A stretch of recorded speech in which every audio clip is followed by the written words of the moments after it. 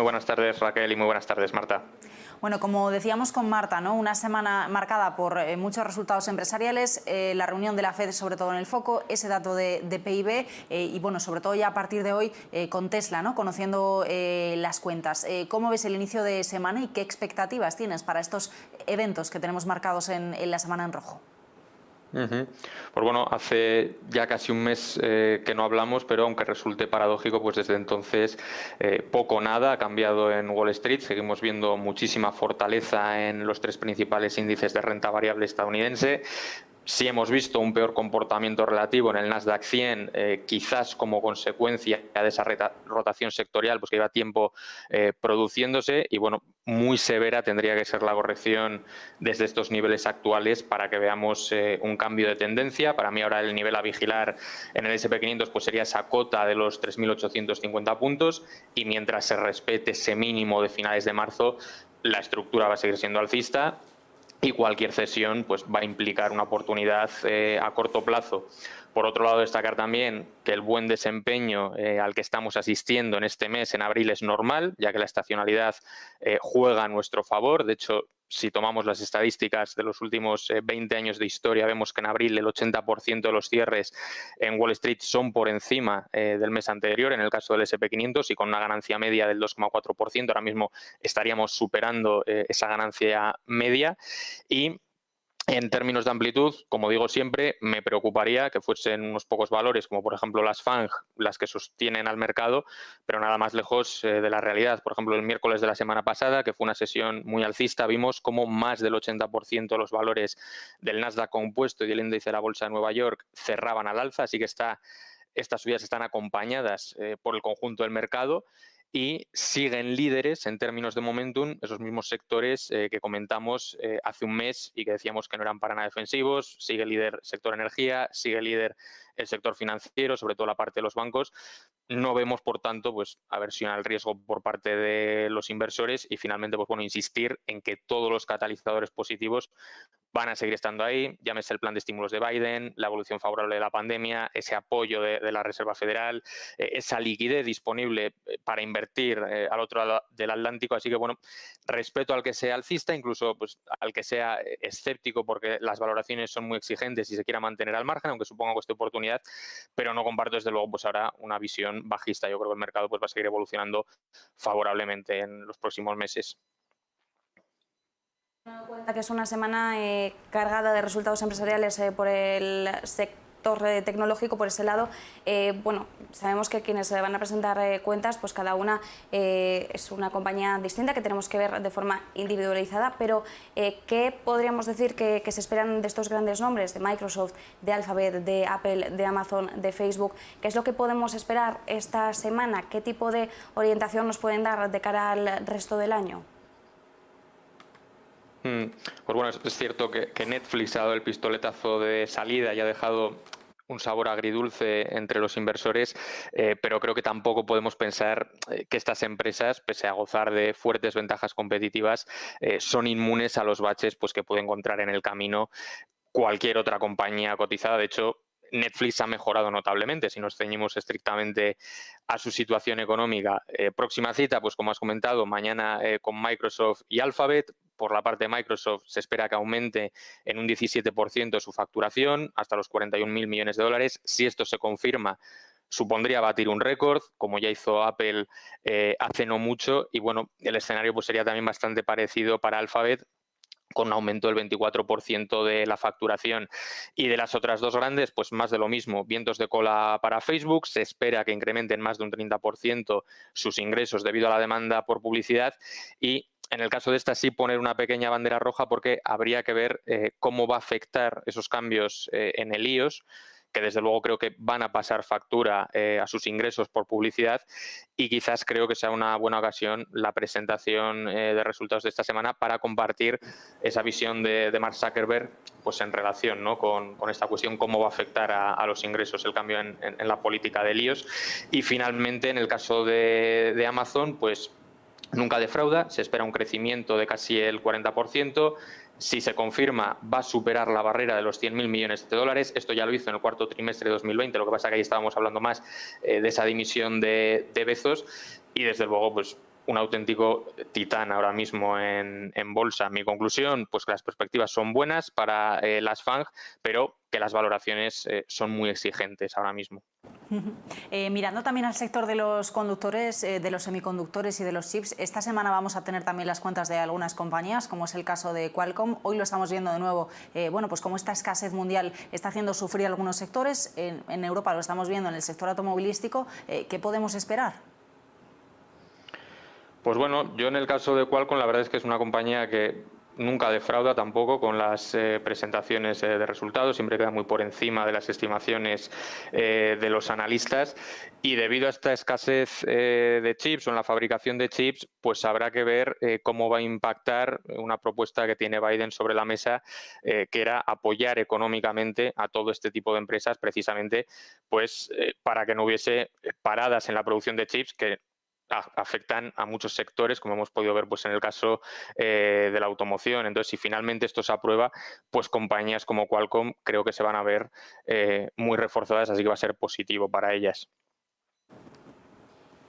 También, Rafa, bueno, hemos estado viendo cómo esa escasez de chips semiconductores, bueno, lo decías, ¿no? Está afectando a muchos sectores y, bueno, pues hoy, por ejemplo, son destacadas las caídas de CIA Automotive. Estamos viendo cómo grandes automovilísticas están alertando cada vez más de esta situación. Hoy poníamos el foco sobre Volkswagen, advirtiendo pues, de que va a tener un mayor impacto, va a sufrir un mayor impacto su producción, un impacto negativo debido a toda esta escasez que a la que nos enfrentamos a nivel global. Yo quería preguntarte más o menos cuál es el contexto en el que nos encontramos cuando hablamos de la escasez de chips, porque sí que es cierto que es algo que tenemos presente, que es una realidad, es algo que estamos viendo como en el corto plazo también se está generando movimientos, ¿no?, en las acciones de las distintas compañías, pero hasta qué punto es algo que tienen descontado más en el medio largo plazo las bolsas, y hasta qué punto puede penalizar todavía más las acciones de aquellos sectores que se están enfrentando a ello.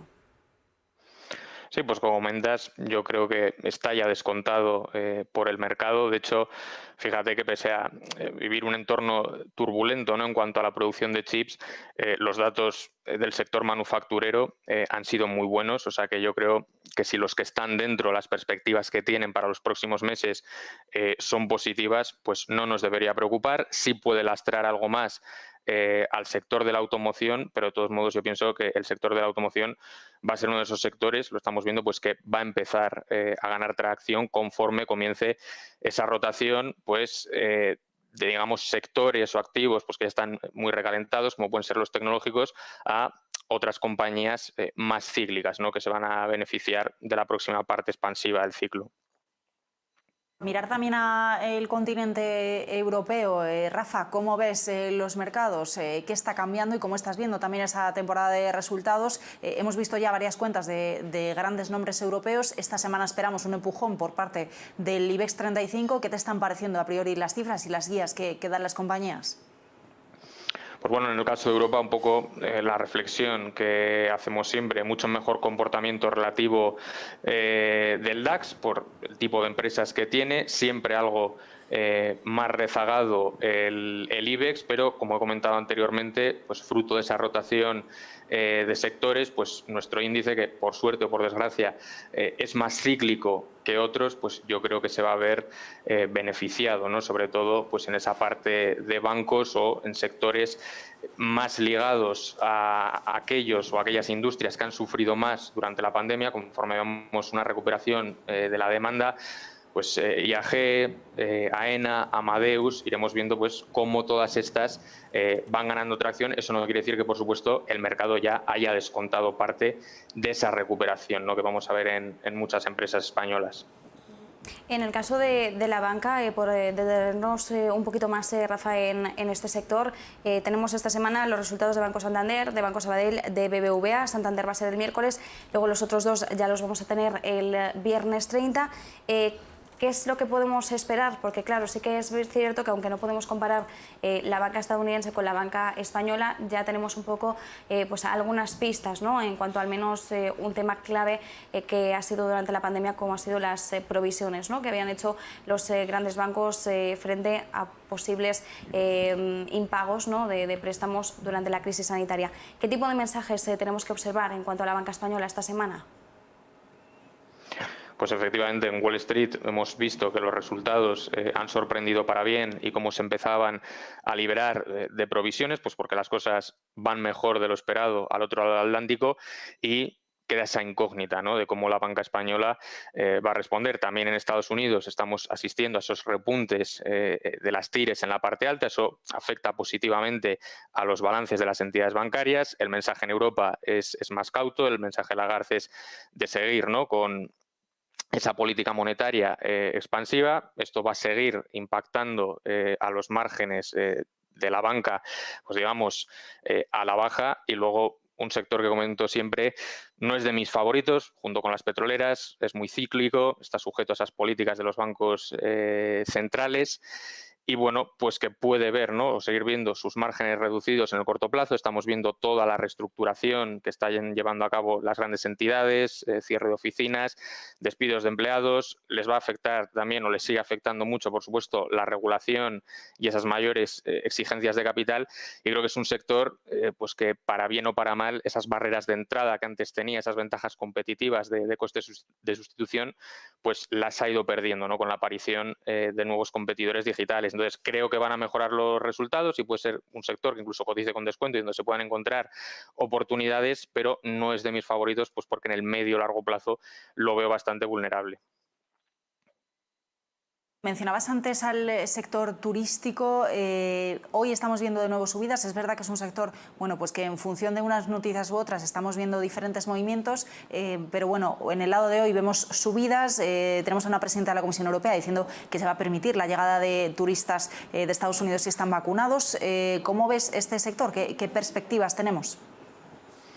Pues bueno, estamos empezando a ver bastantes mejoras de recomendaciones en cuanto a las aerolíneas, sobre todo pues a las más grandes, como es el caso de American Airlines. ¿Cuál es el problema? Que al final lo que todo el mundo sabe en bolsa no interesa. Entonces, yo creo que gran parte de las revalorizaciones que estamos viendo en muchos de estos valores ligados al sector turístico pues hacen que cada vez quede menos margen para obtener rentabilidad. No digo que en el corto o medio plazo no puedan seguir las subidas, pero al ser un sector muy cíclico, el timing para entrar lo es todo. Cuando inviertes con margen de seguridad es precisamente cuando nadie lo quiere hacer, y esto fue pues en los meses de marzo, abril de 2020, cuando parecía que el sector iba a desaparecer, y ahora las perspectivas son buenas, pero insisto, ya lo sabe el mercado, ya lo ha descontado. Es normal que poco a poco se vaya recuperando la demanda, que vayamos viendo mejoras de las recomendaciones y, en consecuencia, de las cuentas de resultados de las grandes aerolíneas, aunque, por ejemplo, American Airlines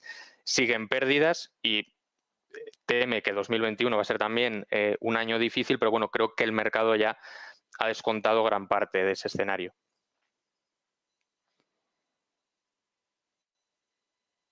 Bañarnos, buenas tardes.